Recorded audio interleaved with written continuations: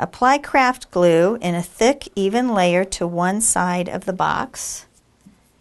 And you can use a butter knife or a craft stick or your finger to spread it out to a nice even layer.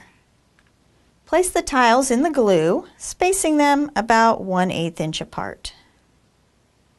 And what I've found works well for me is I will place them along the top edge, and then I will use the big chipboard piece to help me align them so I get them nice and straight across the top. Do the same thing along the bottom.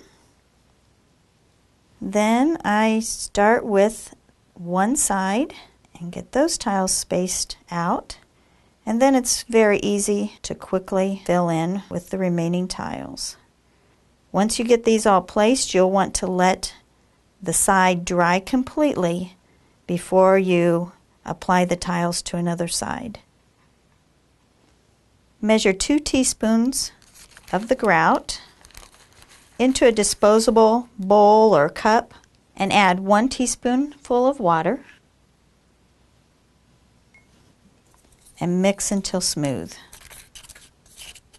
It should be about the consistency of toothpaste. I can see I need just a tiny bit more water here. And then you're going to let this set for about 5 minutes. Here's some that I already let sit for 5 minutes. After it's sit for 5 minutes, you're going to stir it again, and if needed, add a little bit more water to get it back to that toothpaste consistency. Use the large chipboard piece to apply the grout to 2 sides. If you have any extra, you can go ahead and put some in the corners or along the top. And don't worry if you have open spaces, because we'll go in and fill those in after it's dried. Then you can use the piece of chipboard to scrape away the excess. Then have a dampened cosmetic sponge to remove most of the rest of the excess. Some of your tiles will be a little bit smaller, so they won't be exactly flat and even, so you might need to clean them off a little extra so that they will show. Just keep turning to a different section of your cosmetic sponge each time. Now let these 2 sides dry before you move on to the next side.